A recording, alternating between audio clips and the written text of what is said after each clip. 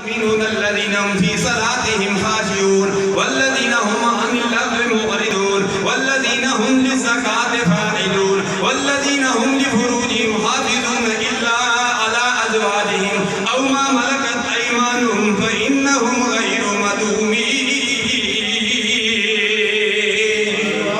یہ میں نے چند آیات مقدسہ پڑھی ہے ورنہ 7 آیات مقدسہ بلکہ آگے پڑھتے جاؤ.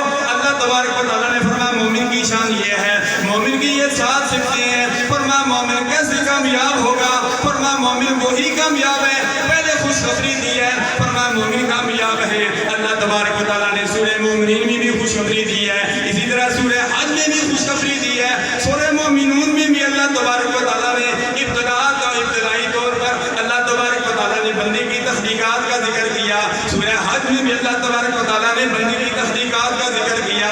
اللہ تبارک و تعالیٰ فرماتا ہے اگر تم کامیابیاں چاہتے ہو, اگر تم کامرانیاں چاہتے ہو, تم چاہتے ہو کہ دنیا میں بھی کامیاب ہو جاؤ, قبر میں بھی کامیاب ہو جاؤ, آخرت میں بھی کامیاب ہو جاؤ, فرمایا تم قرآن مجید فرقان حمید کی جو پہلی چند آیات مقدسہ ہیں ان پر عمل کر لو.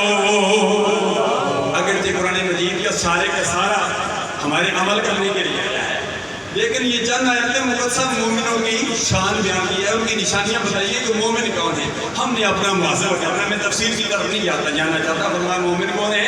فرمایا وہ اپنی نمازیں خوشی و خضوع کے ساتھ ادا کرتے ہیں, وہ وعدہ خلافی نہیں کرتے, وہ امانت میں خیانت نہیں کرتے, وہ اپنی شرمگاہوں کی حفاظت کرتے ہیں. ایک نہیں متعدد نشانیاں بتائی ہیں. اللہ تبارک و تعالیٰ فرمایا تم ایسے دنیا میں زندگی گزارو گے, کامیاب ہو جاؤ گے. اللہ کی بارگاہ میں دعا ہے کہ اللہ تبارک و تعالیٰ ہمیں ایسی زندگی گزارنے کی توفیق عطا فرمائے جس میں رب راضی ہو جائے, اللہ کا پیارا حبیب صلی اللہ علیہ وسلم راضی ہو جائے.